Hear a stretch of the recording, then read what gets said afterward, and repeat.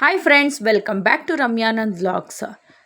ಈ ವಿಡಿಯೋ ಸ್ವಲ್ಪ ಲಾಂಗ್ ಇದೆ, ಪ್ಲೀಸ್ ಎಲ್ಲರೂ ಫುಲ್ಲಾಗಿ ನೋಡಿ, ಯಾರೂ ಕೂಡ ಸ್ಕಿಪ್ ಮಾಡದೆ ನೋಡಿ. ಹಾಗೆ ನೈಟ್ ಬಂದಿದ್ದು ನಾವು ಲೇಟ್ ಆಯಿತು, ಕೆಸೆನೋಯಿಂದ ಬಂದಿದ್ದು 2 o'clock ಆಗಿತ್ತು. ಸೊ ಬೆಳಗ್ಗೆ 8 ಗಂಟೆಗೆ ಎಬ್ಬಿಸಿದ್ರು. ಸೊ ಎದ್ವಿ, ಫಸ್ಟು ಟಿಫನ್ ಮಾಡ್ಕೊಂಬಿಟ್ಟು ಆಮೇಲೆ ಹೋಗಿ ರೆಡಿ ಆಗೋಣ ಅಂತ ಹೇಳ್ಬಿಟ್ಟು ಹೊರಟ್ವಿ. ಇವತ್ತು ಬಂದು ಅದೇನೋ ಬ್ರೆಡ್ಡು ಬಜ್ಜಿ ಮತ್ತು ಅವಲಕ್ಕಿ ಮತ್ತು ಎಗ್ಗು ಈ ಐಟಮ್ಸ್ ಮಾಡಿದರು. ಪರವಾಗಿಲ್ಲ, ಒಂದು ಸ್ವಲ್ಪ ತಿನ್ಬೋದಾಗಿತ್ತು. ಆ ಶಾವಿಗೆ ಉಪ್ಪಿಟ್ಟು ಮತ್ತು ಅದೇನೋ ಮಾಡಿದರು ನಿನ್ನೆ, ಅದು ಚೆನ್ನಾಗಿರಲಿಲ್ಲ. ಸೊ ಇದು ಪರವಾಗಿಲ್ಲ, ಸ್ವಲ್ಪ ತಿನ್ಬೋದು. ನೈಟ್ ಬಂದಿದ್ದು ಸ್ವಲ್ಪ ಲೇಟ್ ಆಗಿರೋದ್ರಿಂದ ನಾವು ಎದ್ದಿದ್ದು ಸ್ವಲ್ಪ ಲೇಟ್ ಆಯಿತು. ಆಲ್ರೆಡಿ ಎಷ್ಟೊಂದು ಜನ ರೆಡಿಯಾಗಿ ಕುತ್ಕೊಂಡ್ಬಿಟ್ಟಿದ್ರು. ಅಯ್ಯೋ ಇವ್ರು ಇವತ್ತು ಲೇಟ್ ಆಗುತ್ತಪ್ಪ ಅಂತ ಯೋಚನೆ ಮಾಡ್ತಾಯಿದ್ರು ಅವರು. ಆದರೂ ನಾವೇ ಲಾಸ್ಟು ಅಂತ ಅಂದರೆ ನಾವು ಸ್ವಲ್ಪ ಎದ್ದು ಕಾಣಿಸ್ತಾ ಇದ್ವಿ ಎಲ್ರಿಗೂ. ಸೊ ಹಂಗಾಗಿ ನಾವು ಬರೋದೇ ಲೇಟು ಅಂತ. ಸೊ ಬೇರೆಯವರು ತುಂಬ ಜನ ಲೇಟಾಗೇ ಬಂದರು. ಅದಕ್ಕೆ ಫಸ್ಟ್ ಟಿಫನ್ ಮಾಡಿಕೊಂಡು, ಆಮೇಲೆ ಪರೋಟ ಬೇರೆ ಕೊಟ್ಟಿದ್ದರು, ಆಲೂ ಪರೋಟ. ಟಿಫನ್ ಮಾಡಿಕೊಂಡು ಕಾಫಿನ ಕೈಯಲ್ಲಿ ಇಟ್ಕೊಂಡು ಹೋಗ್ತಾಯಿದ್ದೀನಿ. ಯಾಕಂದರೆ ಅಲ್ಲೇ ಕೂತ್ಕೊಂಡು ಕುಡಿದ್ರೆ ಇನ್ನೂ ಲೇಟ್ ಆಯಿತು, ಇವರು ಇನ್ನೂ ಎದ್ದಿಲ್ಲ ಅಂದರೆ ಇನ್ನೂ ಟಿಫನ್ ಮಾಡ್ತಿದ್ದಾರೆ ಅಂತ ಅನ್ಕೋತಾರೆ ಅಂತ ಕಾಫಿನೂ ಕೈಯಲ್ಲಿ ಇಟ್ಕೊಂಡು ಹಂಗೆ ಕುಡ್ಕೊಂಡೇ ಹೋದೆ. ಆಮೇಲೆ ಹೋಗಿ ಸ್ನಾನ ಮಾಡಿಕೊಂಡು ಫ್ರೆಶ್ ಅಪ್ ಆದ್ವಿ. ಮತ್ತು ಲಗೇಜ್ ಎಲ್ಲ ಪ್ಯಾಕ್ ಮಾಡಿಕೊಂಡು ಚೆಕ್ಔಟ್ ಆಗಬೇಕಾಗಿತ್ತು. ರೂಮು 9:30 ಆಗೋಗ್ಬಿಟ್ಟಿತ್ತು ಟೈಮು. ಸೊ ಚೆಕ್ಔಟು ಇತ್ತು ಇವತ್ತು, ಅಂದರೆ 1 ನೈಟ್ ಅಷ್ಟೇ ಅಲ್ವಾ. ಸೊ ಅಲ್ಲಿರೋದು, ಹಂಗಾಗಿ ಹೊರಟ್ವಿ. ಇವಾಗ ಎಲ್ಲರೂ ರೆಡಿಯಾಗಿದ್ದೀವಿ.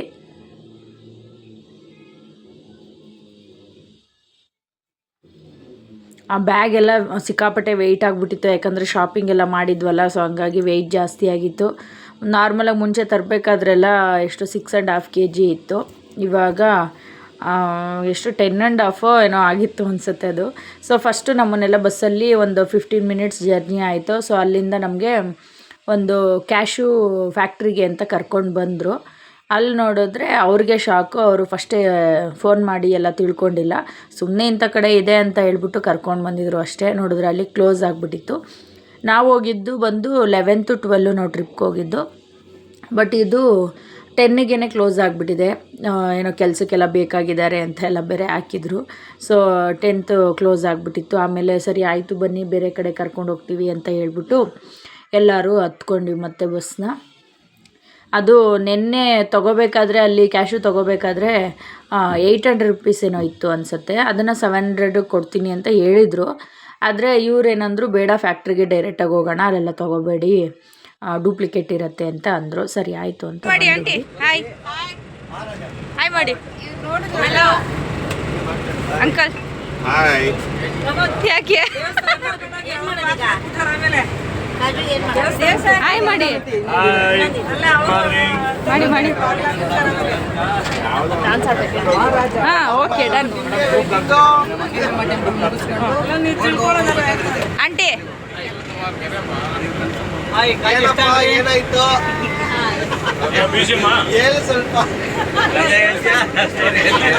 ಯಾವುದು ಎಲ್ಲಿ ಇಲ್ವಾ? ಇನ್ನ ಸ್ಟಾರ್ಟ್ ಮಾಡ್ತಾರೆ, ಆಮೇಲೆ ಬರ್ತಾರೆ. ಎಲ್ರಿಗೂ ಕೇಳಿಸ್ತಿದ್ಯಾ? ಹಾಯ್ ಮಾಡಿ. ಹಾಯ್ ಮಾಡಿ ಸರಂಡ್ರ. ಎಲ್ಲರೂ ಜೋಶಾಗಿರ್ಬೇಕಪ್ಪ. ಏನೆಲ್ಲ ಸಪ್ಪಗಾಗ್ಬಿಟ್ಟಿದ್ದೀರಾ?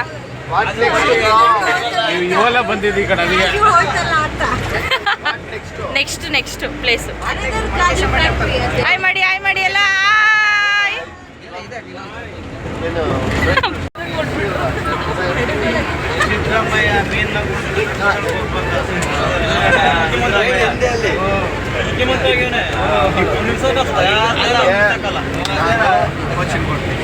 ಇವರೆಲ್ಲರೂ ಕೂಡ ನಮ್ಮ ಜೊತೆ ಬಂದಿದ್ದವರು. ಮತ್ತೆ ತಿರ್ಗಾ ಎಲ್ಲ ಡ್ಯಾನ್ಸ್ ಆಡೋದಕ್ಕೆ ಅಂತ ಸ್ಟಾರ್ಟ್ ಮಾಡ್ಕೊಂಡ್ವಿ. ಬಟ್ ನಾವು ನಿಂತ್ಕೊಂಡ್ಮೇಲೆ ಸಾಂಗ್ಸೇ ಚೆನ್ನಾಗಿರೋದು ಬರ್ತಾ ಇರಲಿಲ್ಲ. ಅಲ್ಲಿಂದ 10 minutesಗೆಲ್ಲ ಮಂಗೇಶಮ್ಮ ಟೆಂಪಲ್ ಅಂತ ಕರ್ಕೊಂಡು ಬಂದರು. ನೋಡಿ ಅಲ್ಲೊಂದು ಸ್ಕೂಲ್ ಇದೆ, ತುಂಬ ಚೆನ್ನಾಗಿದೆ, ತುಂಬ ದೊಡ್ಡದಾಗೂ ಇದೆ. ಆಮೇಲೆ ಮತ್ತೆ ಅಲ್ಲಿ ಮಂಗೇಶಮ್ಮ ಟೆಂಪಲ್ಗೆ ಹೋಗ್ಬೇಕಾದ್ರೆ ಎಲ್ಲರೂ ಫಸ್ಟೇ ಹೊರ್ಟೋಗ್ಬಿಟ್ರು. ದೇವಸ್ಥಾನ ಮುಗಿಸ್ಕೊಂಡು ಬರ್ತಾ ಶಾಪಿಂಗ್ ಮಾಡಿದ್ರು. ಬಟ್ ನಾವು ಸ್ಟಾರ್ಟಿಂಗ್ ಹೋಗ್ತಾನೆ ಶಾಪಿಂಗ್ ನಿಂತ್ಕೊಂಡ್ಬಿಟ್ವಿ. ಬೇಜಾರೇನೆಂದರೆ, ಇಲ್ಲಿರುವಂಥ ಪ್ರತಿಯೊಂದು ಬಟ್ಟೆಗಳು ಬರೀ ಗೋವಾಗಷ್ಟೇ ಹಾಕ್ಕೊಳ್ಳೋ ಥರ ಇದೆ, ಆಚೆಗಡೆ ಎಲ್ಲೂ ಹಾಕ್ಕೊಳ್ಳೋ ಥರ ಇಲ್ಲ. ಆದರೂ ಕೂಡ ಕೆಲವೊಂದು ಗೋವಾ ನೆನಪು ಅಂತ ಹೇಳ್ಬಿಟ್ಟು ತೊಗೊಂಡ್ವಿ. ನೋಡಿ ಇದೇ ದೇವಸ್ಥಾನ. ನಾವು ಟೈಮಾಗಿ ಹೋಗ್ಬಿಟ್ಟಿತ್ತು ಅಂತ ಆಚೆ ಕಡೆನೇ ಕೈ ಮುಟ್ಕೊಂಡು ಬಂದ್ವಿ. ಶಿವನ ದೇವಸ್ಥಾನ ಅದು, ಮಂಗೇಶಮ್ಮ ಟೆಂಪಲ್.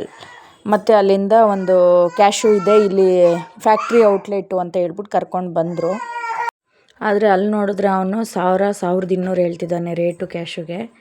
ಸೊ ತುಂಬ ಕಾಸ್ಟ್ಲಿ ಇತ್ತು. ನಾವು ನಾರ್ಮಲಾಗಿ ಮುಂಚೆ ಎಲ್ಲ ನೋಡಿದ್ದು 700 ಕೊಡ್ತೀನಿ ಅಂತ ಹೇಳಿದರು, ಬಟ್ ಇಲ್ಲಿ ಮಾತ್ರ ತುಂಬ ಕಾಸ್ಟ್ಲಿ ಇತ್ತು. ಹಂಗಂತ ಏನು ಒಳ್ಳೆ ಬ್ರ್ಯಾಂಡ್ ಆ ಥರ ಏನಿಲ್ಲ. ಮತ್ತು ಇನ್ನೊಂದು ವಿಷಯ ಏನಂದರೆ ಇಲ್ಲೆಲ್ಲ ಈ ಸುಳ್ದಿರುತ್ತಲ್ವ ಕ್ಯಾಶು, ಆ ಥರನೂ ಇಲ್ಲ. ಎಲ್ಲ ನಾವೇ ಓಪನ್ ಮಾಡ್ಕೋಬೇಕು. ಅದು ಇದ್ರದ್ದು ಒಂಥರ ಪೇಪರ್ ಥರ ಸಿಪ್ಪೆ ಥರ ಇರುತ್ತೆ. ಆಮೇಲೆ ನೋಡಿ ಅಲ್ಲೇ ಫ್ಯಾಕ್ಟ್ರಿ ಔಟ್ಲೆಟ್ ಅಂತ ಕರ್ಕೊಂಡೋದ್ರು. ನೋಡಿ ಒಂದು ಝೂಮ್ ಮಾಡಿ ನೋಡಿ ಗೊತ್ತಾಗುತ್ತೆ, ಅದರಲ್ಲಿ ಹುಳ ಇದೆ, ಅವರೇ ಕೊಟ್ಟಿದ್ದು. ಅದು ಪ್ಯಾಕೆಟ್ ಬಂದು 100 ರೂಪೀಸ್ ಏನೋ ಅನಿಸುತ್ತೆ. ತುಂಬ ಫ್ರಾಡ್ ಮಾಡೋರಿದ್ದಾರೆ ನೋಡಿ. ಫ್ಯಾಕ್ಟ್ರಿ ಔಟ್ಲೆಟ್ ಅಂತ ಕರ್ಕೊಂಡು ಬಂದು ಅಲ್ಲೂ ಕೂಡ 420ಗಳೇ ಇದ್ದಾರೆ ಅಂದರೆ ಇನ್ನು ಬೇರೆ ಎಲ್ಲ ಗೋವಾ ಕಡೆ ಇನ್ನೆಷ್ಟು ಜನ ಇರಬೇಡ, ಸಿಕ್ಕಾಪಟ್ಟೆ ಮೋಸ ನಡೆಯುತ್ತೆ ನೋಡಿ. ಅಲ್ಲೇ ಇದೆ ಹುಳ.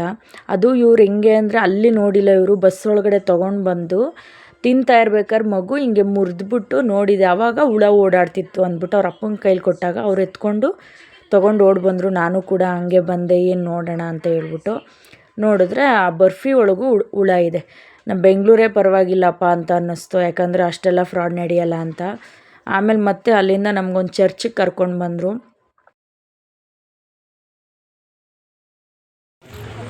ನೋಡಿ ಇವತ್ತು ನಾವು ಬಂದಿದ್ದೀವಿ ಚರ್ಚ್ಗೆ. ಇದು ಗೋವಾದಲ್ಲಿರುವಂಥ ಚರ್ಚು. ಇಲ್ಲಿ ಯಾವುದೇ ರೀತಿ ಎಂಟ್ರಿ ಫೀಸ್ ಇರಲ್ಲ,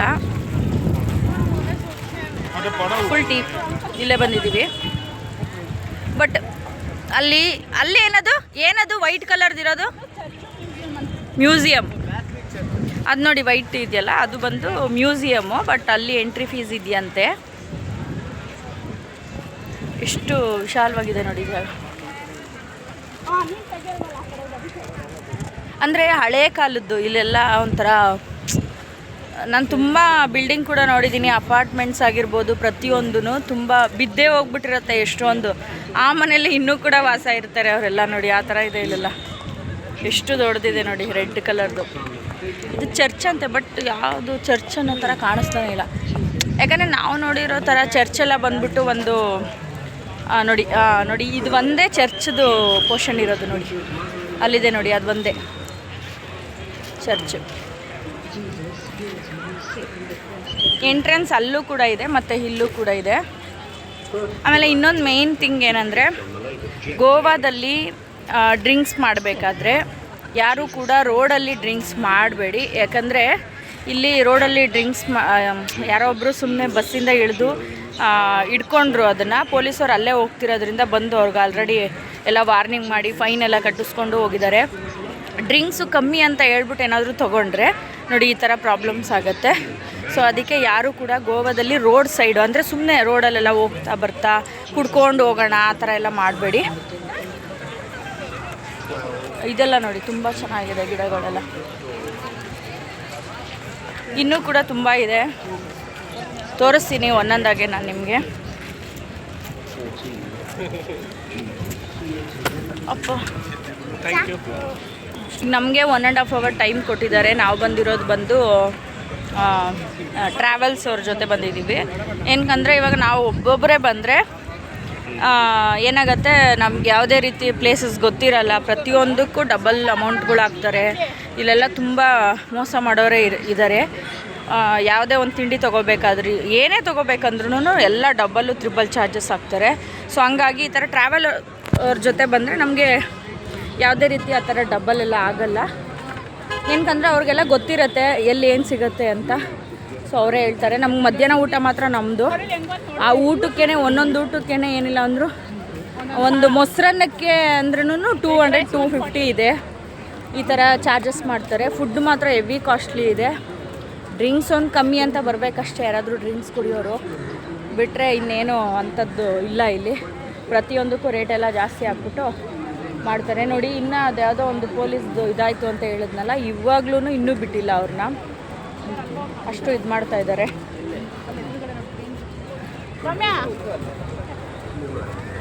ಹಾಂ ಹೇಳಪ್ಪ.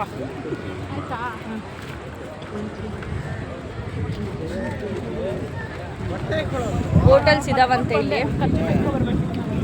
3 ಟೈಮು ಊಟ ಅಥವಾ ಒಂದು ಕಾಫಿಗೇನೆ ಒಂದು ಕಾಫಿಗೆ 30 ರುಪೀಸ್ ಇದೆ. 3 ಟೈಮು ಊಟ ಎಲ್ಲ ಅಂತಂದರೆ ನಮ್ಮದು ಕಾಸ್ಟ್ ಜಾಸ್ತಿ ಆಗಿಬಿಡುತ್ತೆ ನಾವು ನಾರ್ಮಲಾಗಿ ಬಂದರೆ. ಸೊ 2 ಟೈಮ್ ಊಟ ಅವ್ರದ್ದೇ ಇದೆ ನೋಡಿ. ಇದು ಚರ್ಚ್ ಒಳಗಡೆ ಪ್ಲೇಸು. ಜಾಸ್ತಿ ಎಲ್ಲ ತೆಗಿಯೋಕ್ಕಾಗಲಿಲ್ಲ ಯಾಕಂದರೆ ಅಲ್ಲಿ ಫೋಟೋ ವಿಡಿಯೋ ಅಲೌಡ್ ಇಲ್ಲ. ಸೊ ಹಂಗಾಗಿ ನಾನು ಸುಮ್ಮನೆ ಒಂದು ತೊಗೊಂಡಿದ್ದೀನಿ. ಇಲ್ಲಿ ಸ್ವಲ್ಪ ಚೆನ್ನಾಗಿದೆ ಟೇಸ್ಟ್. ಕುತ್ಕೊಳ್ಳಿ ಮೇಡಮ್, ಕುತ್ಕೊಳ್ಳಿ. ಯಾಕೆ ಇರಲಿ, ಆಯ್ತು ಕುತ್ಕೊಳ್ಳಿ, ಒಂದು ನಿಮಿಷ ಏನಾಗ. ಇವತ್ತಂತೂ ಊಟ ತುಂಬ ಚೆನ್ನಾಗಿತ್ತು, ತುಂಬ ಟೇಸ್ಟಿಯಾಗಿ ಕೂಡ ಇತ್ತು. ಆಮೇಲೆ ರೇಟ್ ಕೂಡ ತುಂಬ ರೀಸನಬಲ್ ಅಂತ ಅನ್ನಿಸ್ತು. ಸೊ ಅದು ಮುಗಿಸ್ಕೊಂಡು ಬಂದ್ವಿ. ಲೇಟಾಗಿ ಹೋಗ್ಬಿಟ್ಟಿದೆ ನೀವು ಬಂದಿರೋದು ಅಂತ ಎಲ್ಲ ಕಾಯ್ಕೊಂಡು ಕೂತಿದ್ರು. ಆಮೇಲೆ ಬಸ್ಸು ಬಂತು. ಸೊ ಎಲ್ಲ ಹತ್ಕೊಂಡು ಮತ್ತೆ ಎಲ್ಲ ಎನರ್ಜಿ ಇತ್ತಲ್ವ ಎಲ್ರಿಗೂ. ಸೊ ಎಲ್ಲರೂ ಚೆನ್ನಾಗಿ ಡ್ಯಾನ್ಸ್ ಮಾಡ್ತಿದ್ದಾರೆ. ಬಟ್ ಏನಕ್ಕೆ ಸಾಂಗ್ನೂ ಕೂಡ ನಾನು ಅದರಲ್ಲಿ ಮೆನ್ಷನ್ ಮಾಡಿಲ್ಲ ಅಂತ ಅಂದರೆ ನನಗೆ ಕಾಪಿ ರೇಟ್ ಬರುತ್ತೆ. ಸೊ ಹಂಗಾಗಿ ನಾನು ಸಾಂಗ್ನ ಅಲ್ಲಿ ಮೆನ್ಷನ್ ಮಾಡೋದಿಲ್ಲ. ಅದಾದಮೇಲೆ ನೆಕ್ಸ್ಟು ಮೆರಮ್ಮರ್ ಬೀಚ್ ಅಂತ ಯಾವುದೋ ಕರ್ಕೊಂಡು ಬಂದರು. ಬಟ್ ಎಲ್ಲ ಬೀಚಲ್ಲೂ ಇಳಿಯೋದಕ್ಕೆ ಬಿಡಲಿಲ್ಲ, ಯಾಕಂದರೆ ಕೆಲವು ಕಡೆ ಅಲರ್ಜಿಗಳಾಗತ್ತೆ, ಫಿಶಿಂಗು ಇರುತ್ತೆ ಅಂತ ಹೇಳ್ಬಿಟ್ಟು. ಸೆಕೆಂಡ್ ಡೇ ಅಂತೂ ನೀರಿಗೆ ಬಿಟ್ಟೇ ಇಲ್ಲ ನಮ್ಮನ್ನು. ಮತ್ತು ತಿರ್ಗಾ ಅಲ್ಲೋದ್ರೆ 2 ಅವರ್ 3 ಅವರ್ ಮಾಡಿಬಿಡ್ತಾರೆ. ಫ್ಲೈಟ್ಗಳಿಗೆಲ್ಲ ಲೇಟ್ ಆಗುತ್ತೆ. ತೋರಿಸೋ ಪ್ಲೇಸಸ್ ಎಲ್ಲ ತೋರಿಸ್ಬೇಕಲ್ವ ಅವ್ರು ನಮಗೆ. ಸೊ ಹಂಗಾಗಿ ಅಲ್ಲೂ ಕೂಡ ನೀರಿಗೇನು ಬಿಟ್ಟಿಲ್ಲ. ಇದು ನಾವು ಸುಮ್ಮನೆ ಹೋಗಿ ಅಲ್ಲೊಂದಷ್ಟು ಅಂದರೆ ಅವ್ರು ಏನು ಕರ್ಕೊಂಡೋಗಿದ್ದಲ್ಲಿ ಅಂದರೆ ಮೇಯ್ನು ಬೇರೆ ಬೀಚ್ಗಳಲ್ಲೆಲ್ಲ ಫೋಟೋ ಹಂಗಾಗಿ ಇಲ್ಲಿ ಕರ್ಕೊಂಡೋದ್ರು. ಬರ್ತಾ ದಾರಿಲಿ ಒಂದು ಹಳೇದು ಇದು ಚರ್ಚ್ ಏನೋ ತೋರಿಸಿದ್ರು. ಫುಲ್ಲು ಬಿದ್ದೋಗ್ಬಿಟ್ಟಿತ್ತು. ಇಳಿಸೇನು ತೋರಿಸ್ತಿಲ್ಲ, ಸುಮ್ಮನೆ ಬಸ್ಸಲ್ಲಿ ಬರ್ಬೇಕಾದ್ರೆ ರೋಡಲ್ಲಿ ನೋಡ್ಕೊಳ್ಳಿ ಇದು ಏನೋ ಹಳೇ ಚರ್ಚಿದು ಅಲ್ಲಿ ಬಿದ್ದೋಗಿದೆ ಇಲ್ಲಿ ಬಿದ್ದೋಗಿದೆ ಅಂತ ತೋರಿಸಿದ್ರು ಅಷ್ಟೇ. ಬಟ್ ರೋಡ್ ಸೈಡೆಲ್ಲ ಅದು ಇದು ಮಾಡಿದ್ದು. ಅದಾದಮೇಲೆ ನೆಕ್ಸ್ಟು ನಾವೆಲ್ಲ ಕ್ರೂಸರ್ಗೆ ಹೋಗಬೇಕಾಗಿತ್ತು. ಆವತ್ತು ಸಾಯಂಕಾಲನೇ ಕ್ರೂಸರ್ಗೆ ಹೋಗಬೇಕಾಗಿತ್ತು. ಹಂಗೆ ಡ್ರೆಸ್ ಎಲ್ಲ ಚೇಂಜ್ ಮಾಡಿಕೊಂಡು, ಅಂದರೆ ನಾವಿಬ್ಬರೇ ಅನಿಸುತ್ತೆ ಡ್ರೆಸ್ ಚೇಂಜ್ ಮಾಡಿದ್ದೀನಿ, ಯಾರೂ ಡ್ರೆಸ್ ಎಲ್ಲ ಚೇಂಜ್ ಮಾಡಿಲ್ಲ. ಇದು ಕೂಡ ಡ್ರೆಸ್ ಚೇಂಜ್ ಮಾಡಿಕೊಂಡು ನಾವು ಮತ್ತೆ ಅಲ್ಲಿ ಬಂದ್ವಿ. ಕ್ರೂಸರ್ ಹತ್ರ ಎಲ್ಲ ವೆಯ್ಟ್ ಮಾಡ್ತಿದ್ರು, ಅಂದರೆ ಟೀಮ್ ವೈಸು ವೆಯ್ಟ್ ಮಾಡ್ತಾಯಿದ್ರು ಅಲ್ಲಿ. ಆಮೇಲೆ ಎಲ್ಲರೂ ಫ್ರೀ ಇದ್ರಲ್ಲ ಅಂತ ಅಂತ್ಯಾಕ್ಷರಿ ಆಡ್ತಾಯಿದ್ರು.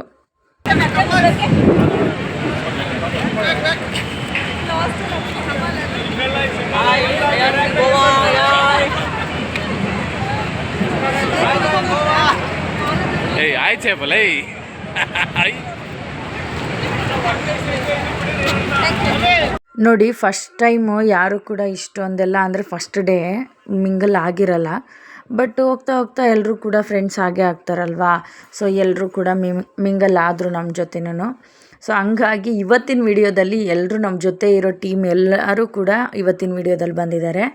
ಸೊ ನೋಡಿ ಇಷ್ಟು ಜನನು, ಅಂದರೆ ಆ ಕಡೆ ಸೈಡ್ ಎಂತ ಕೂತಿದ್ದಾರೆ ಅಂತ ನಂಗೆ ಸ್ಟಾರ್ಟಿಂಗಲ್ಲಿ ಗೊತ್ತಾಗಲಿಲ್ಲ. ಆಮೇಲೆ ಗೊತ್ತಾಯಿತು ಎಂತ ಕೂತಿದ್ದಾರೆ ಅಂತ. ಮತ್ತು ಇನ್ನೊಂದು ಏನಂದರೆ ಇಲ್ಲಿ ಕ್ರೂಸರಲ್ಲಿ ಸಾಂಗ್ಸ್ ಎಲ್ಲ ಹಾಕಿದ್ದಾರೆ. ಅದನ್ನು ನಾವು ತೋರ್ಸೋಕ್ಕಾಗಲ್ಲ, ಮತ್ತು ಅದೇ ಕಾಪಿರೇಟು. ಸೊ ಹಂಗಾಗಿ ನಾನು ತೋರಿಸ್ಲಿಲ್ಲ. ಮತ್ತು ಇನ್ನೊಂದೇನೆಂದರೆ ಸ್ಟಾರ್ಟಿಂಗಲ್ಲಿ ಯಾರೋ ಬಂದು ಡ್ಯಾನ್ಸರ್ಸು ಡ್ಯಾನ್ಸ್ ಮಾಡಿ ಹೋಗ್ತಾರೆ. ಆಮೇಲೆ ಮಕ್ಳುಗಳಿಗೆ ಚಾನ್ಸ್ ಕೊಡ್ತಾರೆ ಇಲ್ಲಿ ಫಸ್ಟು. ಆಮೇಲೆ ಮತ್ತೆ ಕಪಲ್ಸ್ ಕೊಡ್ತಾರೆ. ಕಪಲ್ಸ್ ಬಂದು ಅವ್ರೊಂದು 10 ಮಿನಿಟ್ಸು ಆ ಥರ 15 ಮಿನಿಟ್ಸು. ಮತ್ತು ತಿರ್ಗಿ ಅವ್ರು ಬಂದಮೇಲೆ ಬ್ಯಾಚುಲರ್ಸು ಬಾಯ್ಸ್ ಕೊಡ್ತಾರೆ. ಆಮೇಲೆ ಮತ್ತೆ ಲೇಡೀಸು ಕೊಡ್ತಾರೆ. ಈ ಥರ ಎಲ್ಲರಿಗೂ ಚಾನ್ಸ್ ಕೊಡ್ತಾರೆ ಇಲ್ಲಿ. ಅಂದರೆ ಇವಾಗ ಬರೀ ಅವ್ರು ಯಾರು ಬೇಕೋ ಅವ್ರು ಮಾತ್ರ ಬಂದು ಡ್ಯಾನ್ಸ್ ಮಾಡ್ಬೋದು ಆ ಥರದ್ದೆಲ್ಲ ಏನಿಲ್ಲ. ಖುಷಿಯಾಗಿ ಎಂಜಾಯ್ ಮಾಡಿಕೊಂಡು ಎಲ್ಲರೂ ಕೂಡ ಡ್ಯಾನ್ಸ್ ಮಾಡಿದ್ರು. ಕಪಲ್ಸ್ ಎಲ್ಲ ಬಂದಿದ್ದರು. ಸೊ ಅವರು ಡ್ಯಾನ್ಸ್ ಮಾಡಿದ್ವಿ ನೋಡಿ. ಈ ವಿಡಿಯೋ ಎಲ್ಲ ನಾನು ಇನ್ಸ್ಟಾಗ್ರಾಮಲ್ಲಿ ಕೂಡ ಪೋಸ್ಟ್ ಮಾಡಿದ್ದೀನಿ. ಅಂದರೆ ಸಾಂಗು ವೀಡಿಯೋಸ್ನ ನಾನು ಇನ್ಸ್ಟಾಗ್ರಾಮಲ್ಲಿ ಪೋಸ್ಟ್ ಮಾಡಿದ್ದೀನಿ. ಅಲ್ಲಿ ಹೋಗಿ ನೋಡಿ ಯಾರಾದರೂ ನೋಡಿಲ್ಲ ಅಂದರೆ. ಹಾಗೆ ನಮ್ಮ ಚಾನಲ್ಲು ಯಾರೆಲ್ಲ ಫಸ್ಟ್ ಟೈಮ್ ನೋಡ್ತಾ ಇದ್ದೀರಾ, ಸಬ್ಸ್ಕ್ರೈಬ್ ಮಾಡಿಲ್ಲ ಅವರೆಲ್ಲರೂ ಪ್ಲೀಸ್ ನಮ್ಮ ಚಾನಲ್ಗೆ ಸಬ್ಸ್ಕ್ರೈಬ್ ಮಾಡ್ಕೊಳ್ಳಿ. ತುಂಬ ಎಂಜಾಯ್ ಮಾಡಿದ್ದು ಅಲ್ಲೇನೇ ನಾವು, ಅಂದರೆ ಎಲ್ಲರೂ ಕೂಡ ಪರಿಚಯ ಆಗಿದ್ವಲ್ಲ. ಸೊ ಹಂಗಾಗಿ ಅಲ್ಲೆಲ್ಲರೂ ಎಂಜಾಯ್ ಮಾಡಿದ್ವಿ. ಇವ್ರು ನೋಡಿ ನಮ್ಮ ಫ್ರೆಂಡು ಪಲ್ಲವಿ ಮತ್ತು ಅವ್ರ ಹಸ್ಬೆಂಡ್ ಮೋಹನ್ ಅಂತ, ಅವರೇ ನಮ್ಮ ಜೊತೆ ಬಂದಿದ್ದು. ಮತ್ತು ಇದು ಡ್ಯಾನ್ಸ್ ಬಂದು ಯಾರೋ ಹೇಳ್ತಿದ್ರು ಮುಂದ್ಗಡೆ ಯಾರೋ ಬಾಟ್ಲ್ ಇಟ್ಕೊಂಡು ಏನೋ ಮಾಡ್ತಿದ್ದಾರೆ ಅಂತ. ಸೊ ಅದಕ್ಕೆ ನನಗೂ ಅದು ಮಾಡಬೇಕು ಅಂತ ಅನ್ನಿಸ್ತು. ಸೊ ಹಂಗಾಗಿ ನಾನು ಕೂಡ ಬಾಟಲ್ ಇಟ್ಕೊಂಡು ಡ್ಯಾನ್ಸ್ ಮಾಡ್ತಾಯಿದ್ದೆ. ಎಲ್ಲರೂ ಅಲ್ಲಿ ವೀಡಿಯೋ ಮಾಡಿಕೊಂಡ್ರು. ನನಗದು ಒಂಥರ ಇದನ್ನಿಸ್ತು, ಚೆನ್ನಾಗಿತ್ತು ಒಂಥರ. ಅವತ್ತಿನ ದಿನ ಎಲ್ಲ ಫಸ್ಟ್ ಡೇಗಿಂತ ಸೆಕೆಂಡ್ ಡೇ ಒಂಥರ ತುಂಬ ಖುಷಿ ಕೊಡ್ತು ಅಂತಲೇ ಹೇಳ್ಬೋದು. ಸೊ ಕ್ರೂಸರೆಲ್ಲ 1 ಅವರು. ಸೊ 1 ಅವರ್ ಆಗಿದ ತಕ್ಷಣವೇ ಫುಲ್ಲು ಟೈಮೆಲ್ಲ ಆಗೋಗ್ಬಿಟ್ಟಿತ್ತು. ಅಂದರೆ ಇದು ಹೆಂಗೆ ಅಂದರೆ ಒಂದು ರೌಂಡ್ ಕರ್ಕೊಂಡು ಹೋಗ್ತಾರೆ ಬೀಚಲ್ಲಿ, ನಮ್ಮನ್ನು ಕರ್ಕೊಂಡು ಹೋಗ್ಬಿಟ್ಟು ವಾಪಸ್ ಕರ್ಕೊಂಬಂದು ಬಿಡ್ತಾರೆ ಅಲ್ಲಿಗೆನೇ. ಮತ್ತು ಅಲ್ಲಿಂದ ಟೈಮ್ ಆಗಿತ್ತು, ಅಲ್ಲಿಂದ ಊಟ ಕೊಡಿಸಿದ್ರು ಎಲ್ರಿಗೂ. ಬರೀ ವೆಜ್ ಅಷ್ಟೇನೆ. ಎಲ್ಲರೂ ಫುಲ್ಲು ಜಗಳ ಮಾಡಿಕೊಂಡು ನಮ್ಗೆ ವೆಜ್ ಬೇಡ ನಾನ್ ವೆಜ್ಜೇ ಬೇಕು ಅಂತ ಬೇರೆ ಹಠ ಮಾಡ್ತಾಯಿದ್ರು. ಆದರೂ ವಿಧಿ ಇಲ್ಲ, ಫ್ಲೈಟಿಗೆ ಟೈಮ್ ಆಗುತ್ತೆ ಅಂತ ಕೊನೆಗೆ ತಿನ್ಕೊಂಡು ಅದನ್ನೇ ಹೊರಟ್ವಿ. ನೋಡಿ ಫ್ಲೈಟ್ ಹತ್ರ ಬಂದರೆ ಅಲ್ಲೂ ಕೂಡ ತುಂಬ ಜನ. ಮೇಯ್ನ್ ಏನಂದರೆ ಏರ್ಪೋರ್ಟ್ ಒಳಗಡೆ ಹೋಗ್ಬೇಕಂದ್ರೆ ಆ ಪ್ರೊಸೀಜರ್ ಇದೆಯಲ್ವ, ಅದೊಂಥರ ತುಂಬ ತಲೆನೋವು ಕೊಡುತ್ತೆ. ಆ ಬ್ಯಾಗ್ ಚೆಕ್ಕಿಂಗು, ಪ್ರತಿಯೊಂದು ಬೆಲ್ಟ್, ಪಾಪ ಬಾಯ್ಸ್ಗೇನೆಂದರೆ ಬೆಲ್ಟ್ ಬಿಚ್ಚಬೇಕು, ಮತ್ತು ಅವರು ಪರ್ಸು ಫೋನು ಒಂದು ಮಿಸ್ಸಾಗಿ ಮರ್ತರೂ ಕೂಡ ತಿರ್ಗಾ ಮತ್ತೆ ಓಡೋಗಬೇಕು, ಆ ಥರ ಆಗೋಗುತ್ತೆ. ಯಾವುದೂ ಕೂಡ ಮರೆಯೋ ಆಗಿಲ್ಲ, ಪ್ರತಿಯೊಂದು ಬಿಚ್ಚಿಡಬೇಕು. ಸದ್ಯ ನಮ್ಮ ಪುಣ್ಯ, ನಾವು ಅಂದ್ಕೊಂಡ್ವಿ ಈ ಜುವೆಲ್ರೀಸು ಅದನ್ನೆಲ್ಲ ಇಲ್ವಲ್ಲಪ್ಪ ಅಂತ. ಅಂದರೆ ಎಲೆಕ್ಟ್ರಾನಿಕ್ ಐಟಮ್ಸು, ಇವಾಗ ಪರ್ಸೆಲ್ಲ ಏನು ಎಲೆಕ್ಟ್ರಾನಿಕ್ ಐಟಮ್ಸ್ ಆದರೂ ಕೂಡ ಅದನ್ನೂ ತೆಗ್ದಿಡ್ತಾರೆ ತಾನೇ. ಫ್ಲೈಟ್ ಟಿಕೆಟು ಸಿಕ್ತು ನಮಗೆ. ಮತ್ತು ಇನ್ನೊಂದು, ಇದು ನಾವು ಫಸ್ಟ್ ಹೋಗಿದ್ದು ಬಂದು ಏರ್ ಇಂಡಿಯಾ ಎಕ್ಸ್ಪ್ರೆಸ್ಸು. ಮತ್ತು ವಾಪಸ್ ಬರಬೇಕಾದ್ರೆ ಇಂಡಿಗೋ ಫ್ಲೈಟು. ಸ್ವಲ್ಪ ಅದು ಡಿಲೇ ಆಯಿತು, ತುಂಬ ಹೊತ್ತು ವೆಯ್ಟ್ ಮಾಡಿದ್ವಿ ನಾವು. ಆ್ಯಕ್ಚುಲಿ 12:30 ನೈಟಿಗೆಲ್ಲ ಬೆಂಗಳೂರು ಏರ್ಪೋರ್ಟಲ್ಲಿ ಇರಬೇಕಾಗಿತ್ತು. ಆದರೆ ಇಲ್ಲಿ ನಾವು ಫ್ಲೈಟ್ ಹತ್ತಿದ್ದೇನೆ 12:15 ಆಗೋಗಿತ್ತು, ಡಿಲೇ ಆಗಿತ್ತು. ಅವ್ರು ಮುಂಚೆನೇ ಹೇಳಿದರು ಇಂಡಿಗೋ ಫ್ಲೈಟ್ ಯಾವಾಗ್ಲೂ ಲೇಟು, ಅಂದರೆ ಸ್ವಲ್ಪ ಡಿಲೇ ಆಗೇ ಆಗುತ್ತೆ ಅಂತ. ಹಂಗೆ ಡಿಲೇ ಆಗೋಯ್ತದು. ಆಮೇಲೆ ಸ್ವಲ್ಪ ಎಲ್ಲ ವೆಯ್ಟ್ ಮಾಡಿಕೊಂಡು ಅಲ್ಲಿ ಏನಾದರೂ ತಿನ್ನೋಣ ಅಂತ ಒಳಗಡೆ ಹೋದರೆ ತುಂಬ ಕಮ್ಮಿ, ಅಂದರೆ ಒಂದೇ, ಅದು ಎಷ್ಟು ಪಾಪಡ್ 70 ರೂಪೀಸ್ ಅಂತ ಹೇಳಿದ್ರು. ಸೊ ಶಾಕಾಗಿ ಅಲ್ಲಿರೋ ರೇಟೆಲ್ಲ ನೋಡಿಕೊಂಡು ಮತ್ತೆ ಅಷ್ಟೊತ್ತಿಗೆ ಫ್ಲೈಟ್ ಬಂತು ಅಂತ ಹೇಳ್ಬಿಟ್ಟು ಒಳಗಡೆ ಚೆಕ್-ಇನ್ ಮಾಡಿಸ್ಕೊಂಡು ಫ್ಲೈಟ್ ಒಳಗಡೆ ಹೋಗ್ತಾಯಿದ್ದೀವಿ. ಸೊ ಫಸ್ಟ್ ಬರಬೇಕಾದ್ರೆ ಅದೇ ರೆಡ್ ಕಲರ್ ಅಲ್ವಾ ಅದಿದ್ದು ಫ್ಲೈಟದು ಸೀಟೆಲ್ಲ ಇದು. ಸೊ ಇದು ಬ್ಲೂ ಕಲರ್ ಇತ್ತು. ಒಂಥರ ಅಂದರೆ ನಾನು ಅನ್ಕೋತಾ ಇದ್ದೆ ಫಸ್ಟ್ ಡೇ ಹೋಗ್ಬೇಕಾರಪ್ಪ ಇನ್ಯಾವತ್ತೂ ನಾನು ಫ್ಲೈಟ್ ಹತ್ತಲ್ಲ ಅಂತ. ಬಟ್ ಈ ಸಲ ಏನಂದರೆ ಫಸ್ಟೇ ನಾನು ಕಿವಿಗೆ ಫುಲ್ಲು ಹತ್ತಿ ಇಟ್ಕೊಂಬಿಟ್ಟು ಆಮೇಲೆ ನಾನು ಒಳಗಡೆ ಹೋದೆ. ಆಮೇಲೂ ಕೂಡ ನಾನು ಕಿವಿ ಅದು ತೆಗಿಲೇ ಇಲ್ಲ, ಫುಲ್ಲು ಕಿವಿ ಎಲ್ಲ ಕ್ಲೋಸ್ ಮಾಡ್ಕೊಂಡ್ಬಿಟ್ಟಿದ್ದೆ. ನೋಡಿ AC ಎಲ್ಲ ಹೆಂಗೆ ಬರ್ತಿದೆ ಇಲ್ಲೆಲ್ಲ ಅಂತ.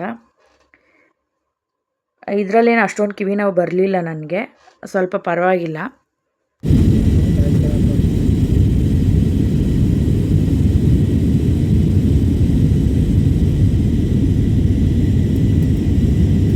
ನೋಡಿ ಫಸ್ಟು ಹೋಗ್ಬೇಕಾದ್ರೆಲ್ಲ ಒಂಥರ ಮಂಜೆಲ್ಲ ಇತ್ತು, ಸೊ ತುಂಬ ಚೆನ್ನಾಗಿ ಕಾಣಿಸ್ತಿತ್ತು ಫ್ಲೈಟಲ್ಲಿ. ಬಟ್ ಬರ್ಬೇಕಾದ್ರೆ ಫುಲ್ಲು ಕತ್ಲೆ ಇದ್ದಿದ್ದರಿಂದ ಬರೀ ಲೈಟ್ ಮಾತ್ರ ಕಾಣಿಸ್ತಾ ಇತ್ತು.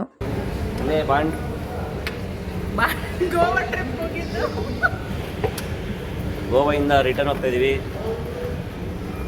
ಬಾಯ್ ಬಾಯ್, ಗೋವಾಗೆ ಬಾಯ್, ಬೆಂಗಳೂರಿಗೆ ಆಯ್.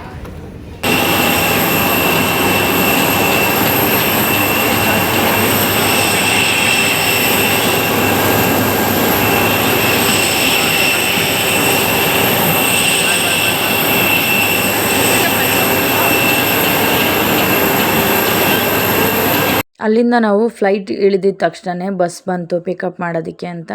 ಇದೊಂದು ನಮಗೆ ಆಸೆ ಇತ್ತು, ಫ್ಲೈಟಲ್ಲಿಗೆ ಹೋಗಬೇಕು ಅಂದರೆ ಬಸ್ಸು ಕರ್ಕೊಂಡೋಗಿ ಅಲ್ಲಿ ಫ್ಲೈಟ್ ಹತ್ರ ಬಿಟ್ಟು ಆಮೇಲೆ ಹೋಗಬೇಕು ಅಂತ. ಸದ್ಯ ಆದ್ರೂ ನಮ್ಮ ಆಸೆ ಎಲ್ಲ ಫುಲ್ಫಿಲ್ ಆಯಿತು.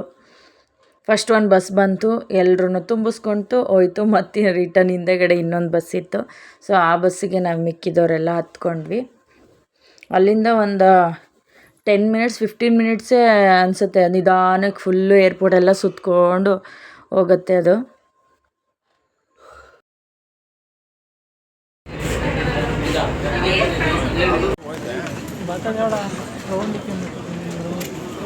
ಮತ್ತು ನಾವು ಬಂದಿದ್ದ ಲಗೇಜ್ನೆಲ್ಲ ಕಲೆಕ್ಟ್ ಮಾಡಿಕೊಂಡು ಇವಾಗ ಊಬರ್ ಬುಕ್ ಮಾಡಿದ್ವಿ. ಬರಬೇಕಾದ್ರೆ ಗೌರ್ಮೆಂಟ್ ಟ್ಯಾಕ್ಸಿ ಅಂತ ಹೇಳಿದ್ನಲ್ಲ, ಸೊ ಊಬರ್ ಬುಕ್ ಮಾಡಿದ್ವಿ. ಸೊ ಅದರಲ್ಲಿ ಏನೋ ನಂಬರ್ಸು ನೋಡ್ಕೊಳ್ಳೋ ಅಂಥದ್ದೆಲ್ಲ ಏನಿಲ್ಲ, ಗಾಡಿ ನಂಬರು. ಡೈರೆಕ್ಟಾಗಿ ಯಾವ ಗಾಡಿ ಬರುತ್ತೋ ಅಲ್ಲಿ ಹತ್ಕೊಂಡು ಹೋಗ್ತಾ ಇರೋದು back to home. So 2 days trip completed. Be happy.